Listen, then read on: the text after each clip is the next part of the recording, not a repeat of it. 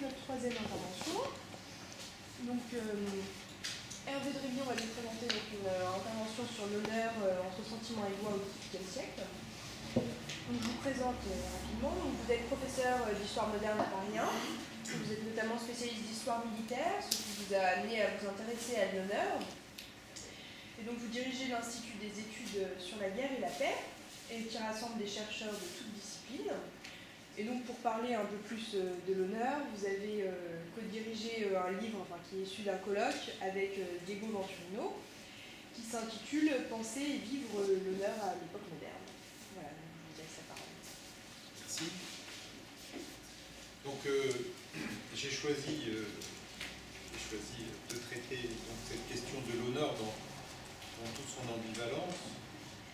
Ambivalence qui est très bien, je crois, suggérée par les usages communs du mot honneur, la façon dont on le désigne ordinairement. On parle, je dirais, indifféremment et alternativement du sentiment de l'honneur et du code de l'honneur. Et ce qui nous renvoie précisément donc, à cette ambivalence et à ces deux registres qui étaient aussi ambivalence, qui était aussi présente dans la façon dont les contemporains définissaient l'honneur. Montesquieu, bien sûr.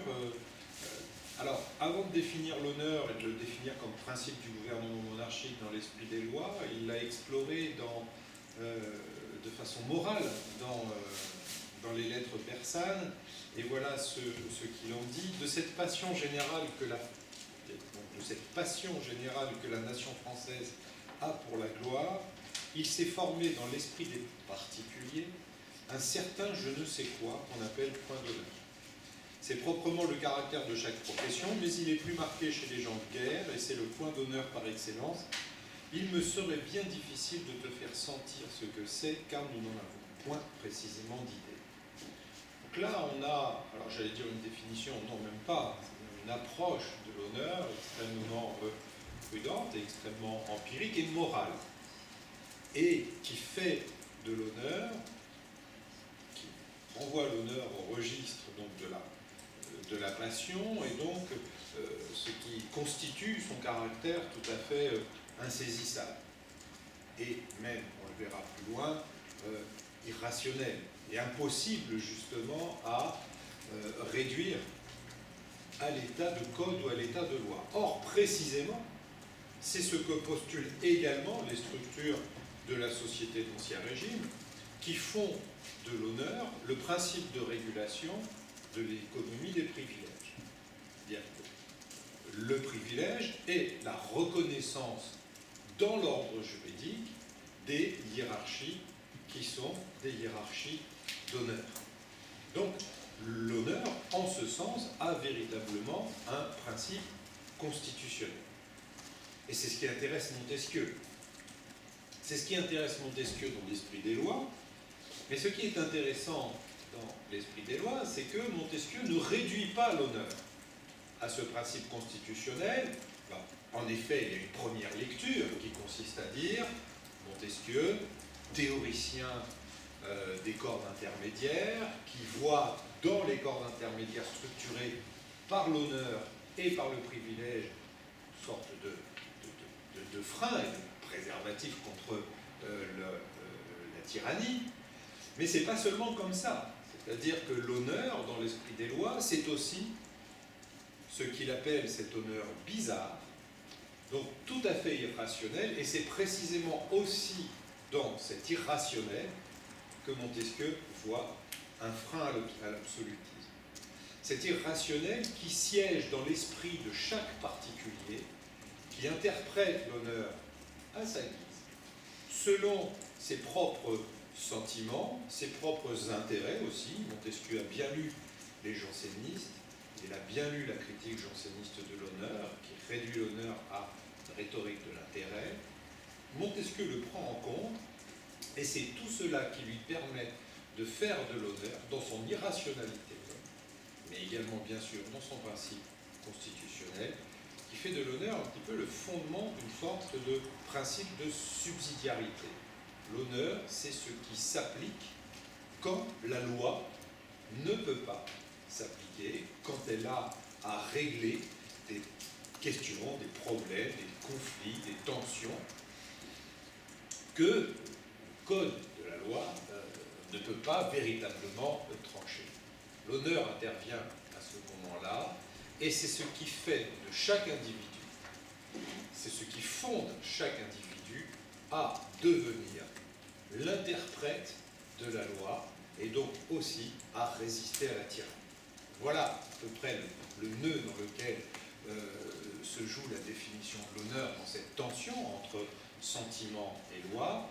Et ce que je voudrais donc étudier à partir de Montesquieu, mais pas exclusivement à partir de Montesquieu, c'est comment l'honneur se constitue en sentiment politique. Et j'explorerai avec toute la prudence de l'historien de l'Ancien Régime, j'explorerai quelques ouvertures vers la période révolutionnaire. Et je parlerai là sous le contrôle des spécialistes. Donc d'abord, je voudrais explorer cette question qui est très importante et qui est d'ailleurs première chez Montesquieu, qui est la question de l'honneur comme passion, l'honneur comme appartenant au registre du sentiment, voire du ressentiment, par exemple, tel qu'il s'exprime dans le duel, dans la vengeance. Et donc, c'est d'abord comme cela que Montesquieu l'étudie dans les lettres persanes. Alors, Montesquieu nous le dit, ça c'est dans l'esprit des lois, l'honneur se mêlant partout, entre dans toutes les façons de penser et toutes les manières de sentir, et dirige même les principes. Cet honneur bizarre fait que les vertus ne sont que ce qu'ils veulent. Donc là, on est dans le registre, évidemment, de l'irrationnel, et de l'irrationnel dans tout ce qu'il a de plus arbitraire. L'honneur a cette capacité à transformer le règne de la vertu pour entrer donc dans le registre de la défense des droits, des privilèges, voire des intérêts particuliers. Or, cette discussion sur le caractère arbitraire de l'honneur, c'est une discussion qui a traversé toute la deuxième moitié du XVIIe siècle autour de la critique janséniste. Les jansénistes, je commence avec Pascal, mais ça traverse toute la pensée janséniste, à travers La Rochefoucauld, La Bruyère, Jacques Esprit, etc. La critique janséniste de l'honneur consiste à faire de l'honneur une sorte d'habillage de l'intérêt. C'est-à-dire que le sentiment de l'honneur dissimule les jeux d'intérêt particuliers et finalement ne font que dire le caractère totalement arbitraire de la rhétorique de la vertu. C'est ce que dit La Rochefoucauld. L'invocation du sentiment de l'honneur dissimule des intérêts, et cette invocation, finalement, n'est qu'un jeu d'apparence qui marque le caractère strictement arbitraire de l'apparente, de la morale. C'est ce que Pascal avait dénoncé. Pascal, dans les Provinciales, en particulier, s'est attaqué à la façon dont les jésuites défendaient le principe du duel, considérant que dans toute la casuistique jésuite, en effet, il y a certes une proscription morale du duel, qui est assimilée à une forme de vengeance, qui est assimilée aussi à une appropriation privée du droit de faire la justice. Donc, les jésuites dénoncent le duel, mais postulent que, dès lors que, pour autant, l'honneur étant consubstantiel à la définition même de la noblesse, on ne peut pas demander à un gentilhomme de renoncer à son être social. Et donc, on ne peut pas l'obliger à ne pas se battre. donc le conseil des jésuites, hein, quand un gentilhomme est provoqué en duel, le conseil des jésuites, c'est de répondre « Je ne me battrai pas avec vous, mais je serai tel jour à telle heure, à tel endroit à telle heure, j'aurai mon épée comme d'habitude, et si vous venez m'attaquer ce jour-là, à cette heure-là, je me défendrai. » Donc, on est effectivement dans la caricature, c'est évidemment ce qui plaît à Pascal, évidemment, la caricature de cette sorte de casuistique, et Pascal, donc, reproche aux jésuites donc, de valider ce fameux code de l'honneur, et surtout d'en valider le caractère tout à fait arbitraire. Si on se bat en duel au nom de l'honneur, si on est capable de se battre au nom de l'honneur, ça veut donc dire qu'on est capable de s'affranchir d'une proscription absolue, qui est la proscription de l'homicide. Parce qu'elle écrit cette défense générale ôte aux hommes tout pouvoir sur la vie des hommes. Mais l'examen casuistique des situations où un homme peut être fondé à se battre en duel, donc, lui semble constituer une concession donc, à ce droit, au droit de tuer. Et cette concession lui paraît illimitée parce que, selon lui, je le cite, la loi de l'honneur portera jusqu'à tuer pour les moindres choses quand on mettra son honneur à les conserver. Je dis même jusqu'à tuer pour une pomme. Car pour le duelliste, je recite Pascal, le droit de se défendre s'étend à tout ce qui leur est nécessaire pour se garder de toute injure.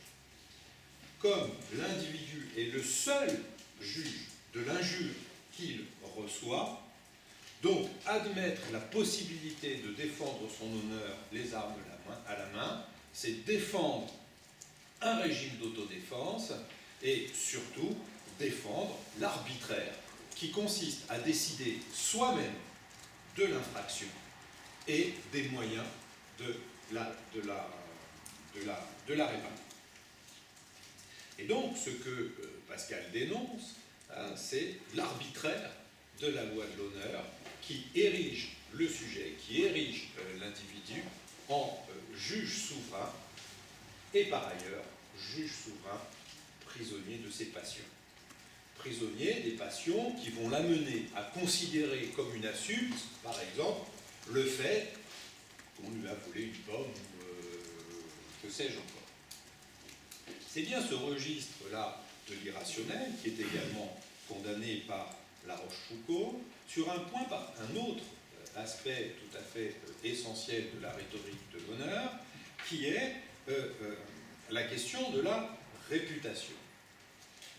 Défendre son honneur, c'est défendre une réputation au regard d'une opinion commune, d'une opinion publique, appelons-la comme ça, qui est par essence fautive, parce qu'elle repose sur des rumeurs, des préjugés. Voilà ce qu'écrit La Rochefoucauld. Nous voulons bien que notre réputation et notre gloire dépendent du jugement des hommes, qui nous sont tous contraires, ou par leur jalousie, ou par leur préoccupation, ou par leur peu de lumière.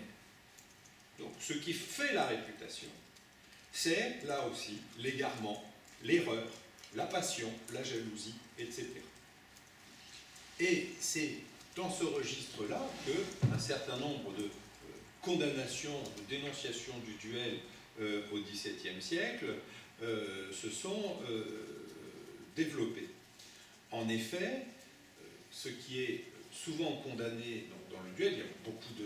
Bon, vous l'a montré très bien François Piacqua, un essai de psychologie historique, donc sur le duel, donc il y a beaucoup de registres de la condamnation du duel, mais l'un d'entre eux, qui me semble le plus récurrent, c'est celui-ci, c'est celui de l'aveuglement de la passion.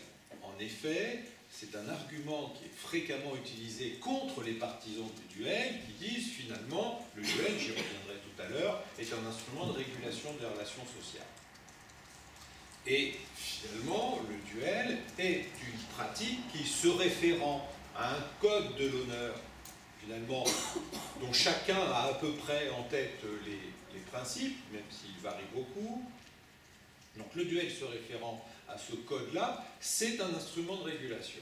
L'honneur lui-même est un instrument de régulation de la société. Or, un certain nombre de détracteurs, enfin de nombreux détracteurs du duel, expliquent qu'il s'agit en réalité d'une forme de dérèglement passionnel, d'aveuglement, qui fait que, en réalité, dans la rhétorique de l'honneur, on ne poursuit qu'un seul but, qui est la vengeance. Donc, il y a une présentation, une assimilation de l'honneur au désir de vengeance que l'on trouve chez de nombreux auteurs. Ce désir de vengeance, c'est un thème, la question de la vengeance est un thème très important au XVIIe siècle. Pierre Charon, dans le traité de la sagesse, 1600, le définit. Le désir de vengeance est premièrement passion lâche et efféminée. Le caractère efféminé est une façon, bien sûr, cette incrimination est une façon de disqualifier justement toute pratique vindicative, justement, alors que précisément la rhétorique de l'honneur tend à construire une figure de la virilité. Donc, dames faibles et basses, pressées et foulées, témoins que les plus faibles âmes sont les plus vindicatives et malicieuses, comme des femmes et enfants. Antoine de Courtin, dans la civilité française, la passion corrompt le jugement dans les affaires qui nous regardent ou de nos proches, et il parle là de la passion de la vengeance. Mademoiselle de Scudéry, car pour les vengeances des particuliers, elles sont toutes violentes et défectueuses, on croit être plus offensé qu'on ne l'est, on croit par conséquent sa vengeance au-dessous de l'offense, on ne choisit point les moyens qu'on emploie à venger. Toujours dans le registre de l'arbitraire, on se croit toujours plus offensé qu'on l'est. Alors, cette dénonciation du caractère justement arbitraire et irrationnel de la rhétorique de l'honneur, Montesquieu ne la conteste pas. Il en reconnaît le caractère tout à fait irrationnel, et c'est précisément sur ce caractère irrationnel qu'il va essayer de construire un contrat social, à l'image d'ailleurs d'autres auteurs. En effet, comme je le disais en introduction, l'honneur est chargé de cette vertu, de cette capacité, finalement, à organiser la société. Alors, il y a un auteur qui l'a particulièrement bien montré dans la traduction française, dans une traduction française que Montesquieu a lue, qui est Bernard de Mandeville, dans La fable des abeilles, où Mandeville donc explique finalement, bon, part d'une fiction, part d'une utopie, donc c'est figure allégorique finalement, c'est l'idée donc d'une ruche d'abeilles qui serait organisée selon les principes de la vertu. Toute abeille serait vertueuse, toute abeille étant vertueuse contribuerait au bien public, etc. Donc il n'y aurait plus de commerce, parce que le commerce repose fondamentalement sur le goût du luxe, sur l'accumulation des richesses, etc. Il n'y aurait plus de guerre, évidemment, etc. On aurait donc une société, une ruche d'abeilles parfaitement ordonnée, vertueuse, pacifique. Jusqu'au jour où les abeilles de la ruche voisine, qui elles ne sont pas vertueuses, mais gouvernées par le vice, envahissent et attaquent la ruche vertueuse et la soumettent à l'esclavage. Donc la conclusion qu'en tire Bernard de Mandeville, c'est que toute société finalement fonctionne sur le vice, et c'est précisément l'agencement des vices qui permet de construire l'harmonie sociale. C'est que finalement chacun contribue par son vice à l'ordre global de la société. D'une certaine façon, c'est sanctionné, et parmi, pardon, j'ai oublié de le dire, et parmi ces vices qui organisent la société, le sens de l'honneur figure au premier plan, parce que c'est lui qui préside à un certain nombre de dérèglements de l'intelligence, c'est lui qui fait croire effectivement toutes ces illusions qui produisent donc du social. Alors, effectivement, la société d'Ancien Régime repose en partie sur cette forme d'organisation, en particulier dans la structuration des privilèges. Dans l'économie des privilèges, Charles Loiseau, le jurisconsulte du début du XVIIe siècle, dans le traité des ordres et simples dignités, il écrit « Les ordres sont dignités permanentes et attachées à la vie des hommes qui en sont honorés ». C'est-à-dire, donc, là, vous avez la construction de ce régime qui est un régime juridique, puisque la société s'organise en ordre, qui renvoie à des dignités, qui honore les individus qui en sont les membres. C'est ce principe de l'organisation des communautés que Tocqueville également a retenu lorsqu'il écrit « Toutes les fois que les hommes se rassemblent en société particulière, il s'établit aussitôt parmi eux un honneur, c'est-à-dire un ensemble d'opinions qui leur est propre, sur ce qu'on doit louer ou blâmer, et ces règles particulières ont toujours leur source dans les habitudes spéciales et les intérêts spéciaux de l'association. L'honneur définit une société de corps, une société de privilèges. C'est ce que Montesquieu traduit en écrivant que l'honneur, c'est le préjugé de chaque personne et de chaque condition qui prend la place de la vertu politique. Vous voyez que Montesquieu a lu Bernard de Mandeville, et cet honneur-là structure la société dans son irrationalité même, et même dans son arbitraire, puisque Montesquieu écrit « La nature de l'honneur est de demander des préférences et des distinctions ». C'est-à-dire que chacun demande et réclame et exige, et est même fondé à exiger, la reconnaissance de sa spécificité, de sa singularité, et c'est ce qui justifie, par exemple, on le verra tout à l'heure, le devoir de révolte au XVIIe, lorsque les nobles malcontents réclament le paiement et la rétribution et la reconnaissance de leur honneur. Encore plus profondément que cette idée, donc au-delà de la question de la contribution de l'honneur à l'économie des privilèges, certains auteurs, comme Boulainvilliers, expliquent qu'il y a dans la rhétorique de l'honneur, jusque dans ses conséquences ultimes, c'est-à-dire jusque dans le duel, quelque chose de profondément structurant dans la société. En effet, Boulainvilliers conteste les lois qui ont été prises par la monarchie, en particulier l'édit de 1679, contre le duel. Donc là, Boulainvilliers va contre l'idée générale, hein. C'est vrai qu'au début du... Donc là, c'est dans l'histoire de l'ancien gouvernement de la France, hein, publié de façon posthume en 1727. Donc Boulainvilliers va contre l'idée générale, l'idée commune, qui est de chanter les louanges du roi qui a mis fin au duel. Hein. C'est d'ailleurs un des médaillons du plafond de la Galerie des Glaces à Versailles. Hein. Vous avez un médaillon qui célèbre l'abolition du duel par Louis XIV. Voltaire, par exemple, s'en est fait lui aussi l'apologie. Et donc, Boulainvilliers le constate, il écrit « Les jurisconsultes modernes ont condamné les combats particuliers, c'est-à-dire la dernière espèce de guerre et de défense qui se fut conservée chez la nation.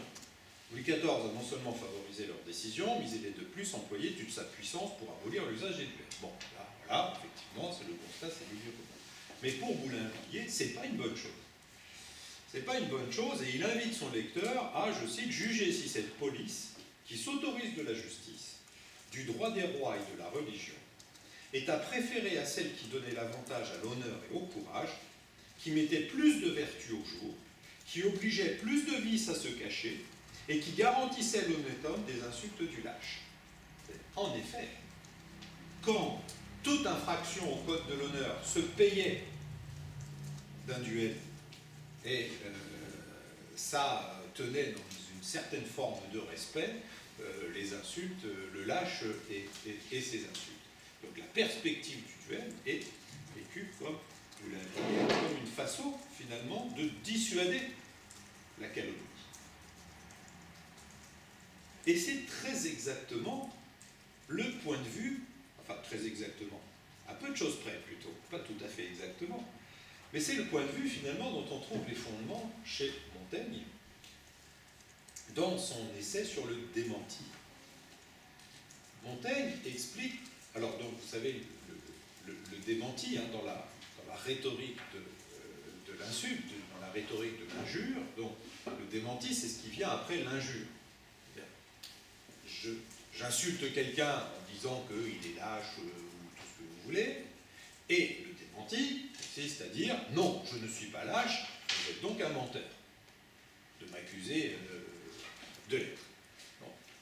Montaigne s'est intéressé à cette question du démenti.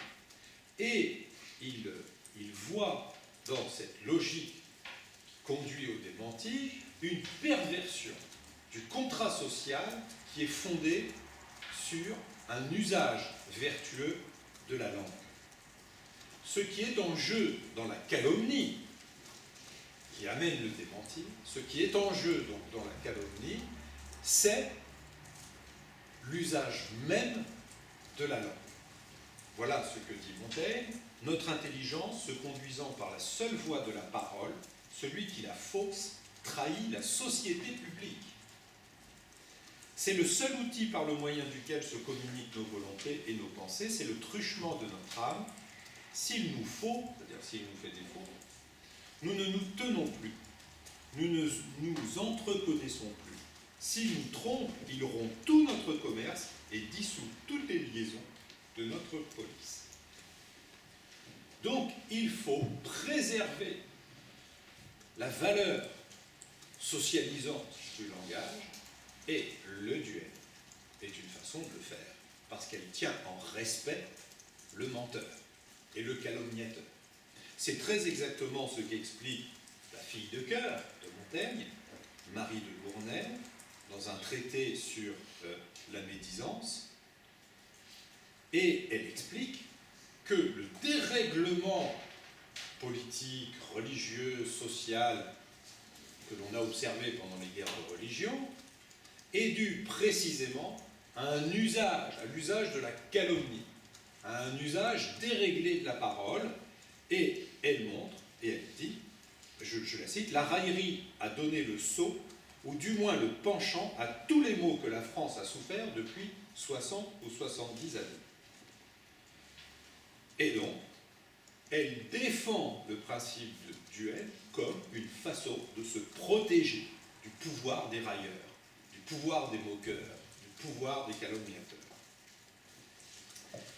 Et c'est ce principe-là qui est repris lors de la création du tribunal des maréchaux, lors surtout l'évolution de sa mission, en 1653, dont le règlement du tribunal des maréchaux donc, lui assigne comme mission de régler les questions justement relatives à la calomnie, à la diffamation, etc., autrement que par le duel. Et donc, le tribunal reçoit pour mission de juger de ces questions-là, de juger des questions relatives à l'injure. Alors, il définit un certain nombre de règles, un certain nombre de lois, mais il admet qu'en matière d'injure, la jurisprudence est infinie. La calomnie, les ressources de la calomnie, l'insulte elle-même est infinie. Et donc, dans ce cas, le règlement des maréchaux statue, généralement dans toutes les autres différences d'offense, puisqu'on en a énuméré un certain nombre, qui n'ont point été ci-dessus spécifiés et dont la variété est infinie, nous remettons au juge du point d'honneur d'ordonner des punitions et satisfactions telles que le cas et les circonstances le requerront.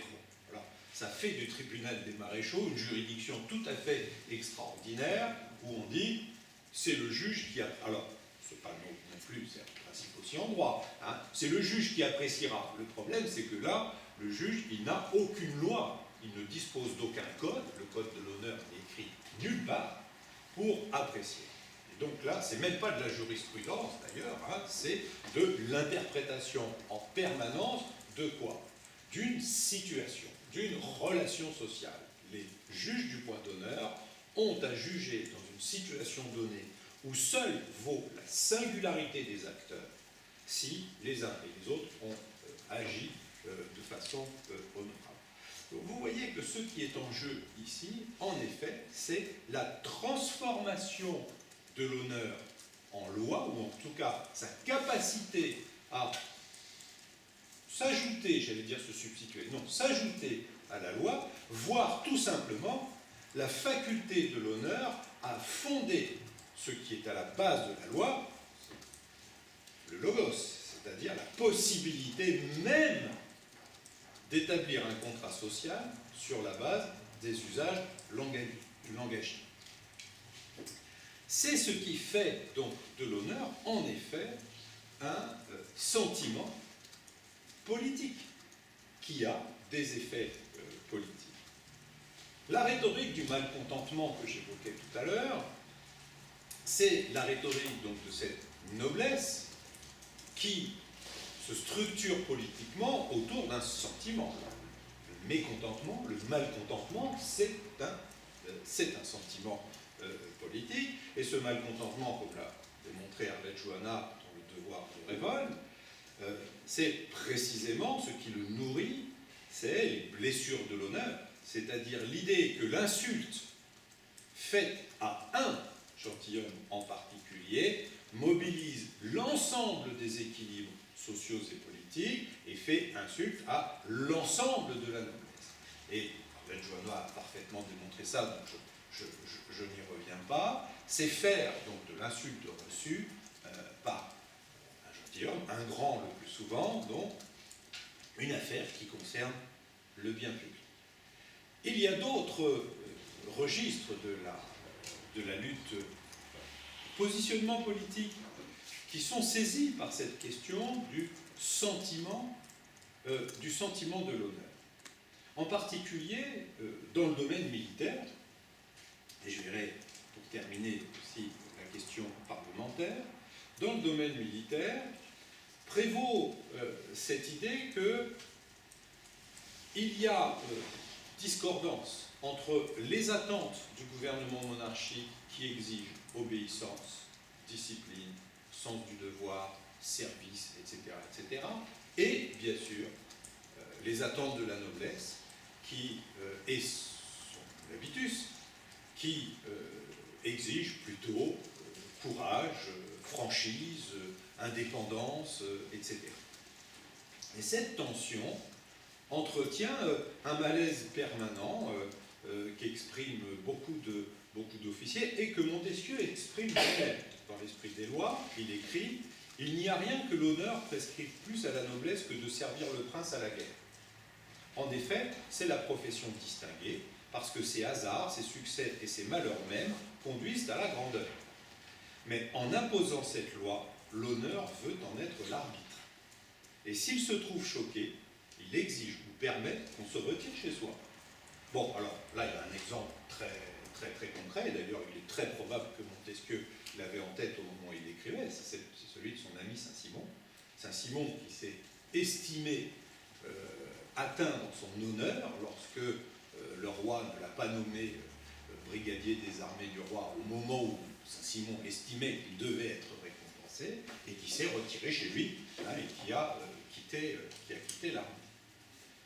Et donc ce sentiment, alors tout le monde n'est pas Saint-Simon, tout le monde n'a pas ce panache, et ça entretient chez de nombreux officiers ce sentiment qui est exprimé et qui est résumé par l'expression du dégoût. Le mot dégoût figure dans de très nombreux mémoires, dans la correspondance de ces officiers, et qui résume précisément leur posture, leur position vis-à-vis du pouvoir royal et la frustration de leurs attentes. C'est un véritable thème politique, au point d'ailleurs que dans beaucoup de mémoires, le mot dégoût n'a même pas besoin d'être explicité. On sait ce que ça veut dire. Et bien entendu, il y a dans l'opposition parlementaire tout au long du XVIIIe aussi cette rhétorique de l'honneur qui me semble particulièrement importante. Quand on observe l'histoire des remontrances, ont été faites par les différentes cours souveraines, eh bien, on est frappé de voir avec quelle insistance la rhétorique de l'humiliation qui est maniée par le roi. Et de ce point de vue-là, il y a vraiment, dans de nombreux lits de justice, que ce soit au XVIIe ou au XVIIIe siècle, une volonté explicite et délibérée d'humilier. Un certain nombre de lits de justice sont absolument éclairants de ce point de vue-là. Non seulement le roi, bien sûr, fait prévaloir son point de vue, c'est bien naturel, c'est le roi, mais il veut en plus humilier le Parlement. Et c'est précisément sur ce point-là que de nombreuses remontrances font porter la critique. Je prends un exemple, contre un édit de 1771, donc le Parlement de Bordeaux. Voilà la remontrance. Le préambule de cet édit contient des inculpations graves, calomnieuses et déshonorantes contre le corps entier de la magistrature. Comme Français, sire, l'honneur nous est plus cher que la vie. Nous, comme magistrats, nous devons être exempts même du plus léger soupçon. Celui qui entreprendrait de nous déshonorer, de nous rendre suspects au souverain, de nous avilir aux yeux de la nation, serait criminel envers nous, mais bien plus encore envers l'État. Donc, et ça, ce type d'argumentation-là est extrêmement fréquent. Ça autorise les parlementaires dans ce geste de défi et dans cette revendication de l'honneur, ça autorise les parlementaires à revendiquer un autre type d'arbitrage que l'arbitrage de la loi ou que l'arbitrage